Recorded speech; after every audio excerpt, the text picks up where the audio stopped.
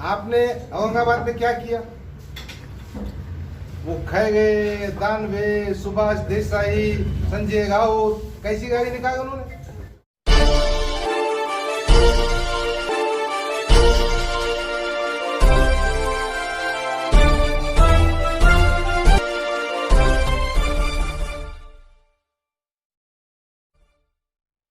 मजलिस इत्तेहादुल मुस्लिमीन की महाराष्ट्र यूनिट ने बम्बई चलो का जो प्रोग्राम तय किया है इंशाअल्लाह 11 दिसंबर को होगा। ये सवालात जहन में आते होंगे कि 27 नवंबर का प्रोग्राम पोस्टपोन किया था, क्या 11 दिसंबर का प्रोग्राम भी पोस्टपोन होगा? मजलिस के एक जिम्मेदार की हैसियत से मैं सबको बताना चाहता हूँ, हम 11 दिसंबर को मुंबई जाएंगे और ये कहते मुझे खुशी होती है कि पूरे महाराष्ट्र में जहाँ जहाँ मजलिस की यूनिटें हैं वहाँ पर बड़ा जोश और खरोश है, वहाँ बड़ा जज्बा है।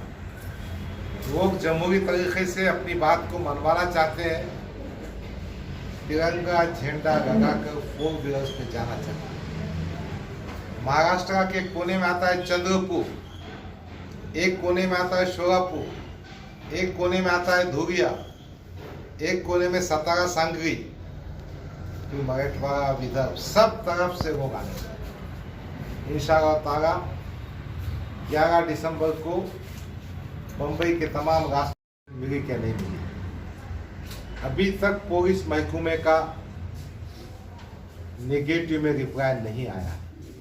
हमने एप्लीकेशन दी है, हम समझते हैं पुलिस हमको परमिशन देगी, ऐसी हम अच्छी बात की तवक्को करते हैं। मैं आज ही अभी मुंबई के रवाना हो रहा हूँ ताकि वहाँ होने वाली तैयारियों का जायज़ा ले सकूँ और चीज़ों को सही सीख में डायरेक्शन दे सकूँ। एक बात मैं आपसे कहना चाहता हूँ, बैरिस्टर असदुद्दीन अवैसी यकीनन 11 दिसंबर को आएंगे, हमसे संबोधित करेंगे।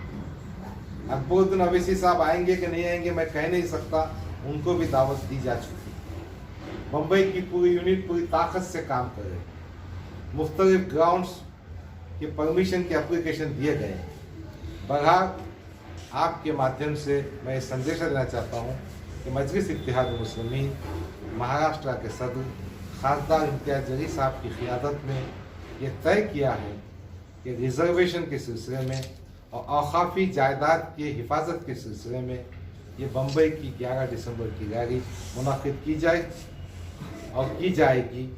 27 नवंबर को हमने जो रैली मुनाक़िद की थी उसको हमने पुलिस की बात सुनकर पोस्टपोन किया। अब हमको तवक्को है कि पुलिस हमारी बात सुनकर हमको 11 दिसंबर की परमिशन देगी। कोविड के जो प्रिकॉशंस है वो करेंगे। हम हमारे कार्यकर्ता जिन्होंने बहुत सारे टीके लिए, 2 टीके लिए, उनको आओ बोलेंगे। एक डिस्टेंसिंग का मामला रखेंगे, सैनिटाइजर का इस्तेमाल करेंगे। कोविड का जो नॉर्म्स है, जो प्रोटोकॉल है, इंशाअल्लाह ताला उसको पूरी जिम्मेदारी से फॉलो किया जाए। ये रैली में क्या डिमांड क्या है? डिमांड तो आपको समझ में आ जाएगा, रैली तो हम दो ना।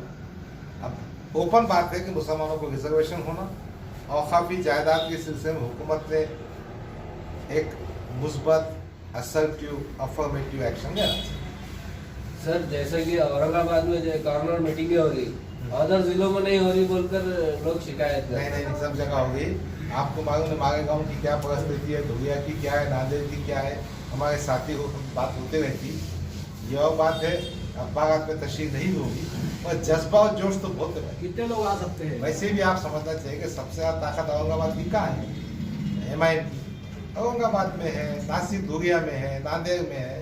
कितने लोग आ सकते हैं?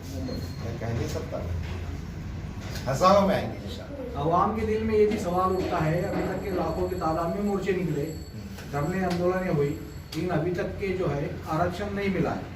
मराठा समाज ने बहुत सारे लाखों की तादाद में मोर्चे निकाले, तो अवाम के दिल में ये होता है कि कई सियासी रोटियां सेकने के लिए ये रैलियां, ये मोर्चे निकाले जाते हैं।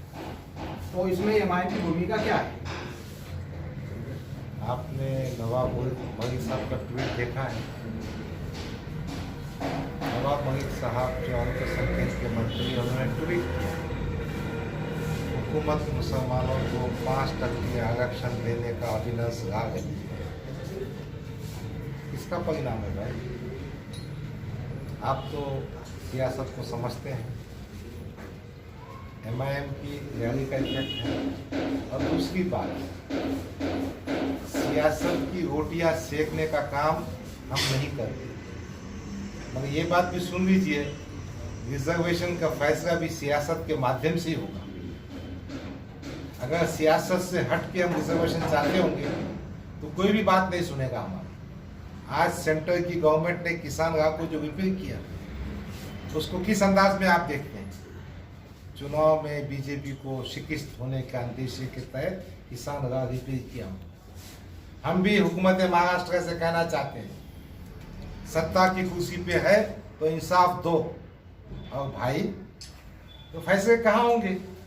रिजर्वेशन के असेंबली में छूंगे, काउंसिल में छूंगे, गवर्नर की सिग्नेचर लगेंगी, तो सियासत नहीं रहेंगी इसमें। मगर हमारी सियासत धोखा देने की सियासत नहीं है। मजलिस सियासत के माध्यम से मुसलमानों के मकासद को पूरा करेगी, मगर धोखा देने का काम नहीं करेगी, जिस तरह से कांग्रेस राष्ट्रवादी ने किया। नवाब मलिक ने जब ट्वीट कर दिया, फिर मोर्चे की जरूरत क्यों पड़ रही है? ऐसे ट्वीट आप बहुत देखे भाई, हम रिजल्ट होना चाहिए। और ऑर्डिनेंस की क्या हैसियत है? सत्ता में बैठे ना तुम, इससे पहले भी आपने ऑर्डिनेंस निकाला था, वो तो नौकरियों का भी था, एजुकेशन का भी था, उसका क्या असर हुआ? चॉकलेट देना बस करो भाई, आपने बहुत चॉकलेट खाया, हमने बहुत चॉकलेट खाया, कहाँ चॉकलेट खिला रहे? और वैसे भी चॉकलेट फुसके सब कुछ है भी नहीं। वो आगे परमिशन दे, उन्होंने कहा अमरावती, अकोला, विदर्भ के कुछ इलाकों में हालात बराबर नहीं, आप हमको कॉपरेट कीजिए।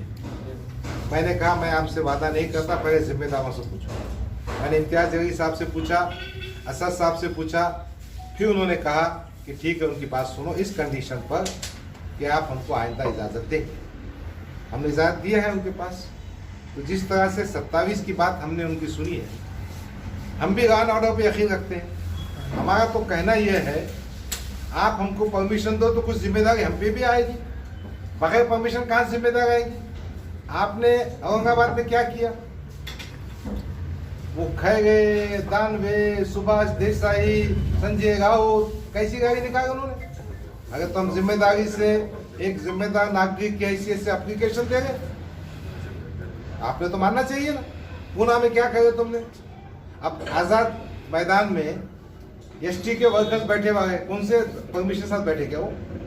भाई एक पार्टी एक कायदे कानून से एप्लीकेशन दे गई तो बात सुनना चाहिए हुकूमत ने। मैं आपसे अभी कहा ना कि रिजेक्शन नहीं आया है। मैं जाने का मकसद भी ये है कि कोशिश की जाए, समझाया जाए, ये रैली अमन व अमान के साथ होगी, इसमें वायलेंस या तशद्दुद की कोई बात नहीं होगी।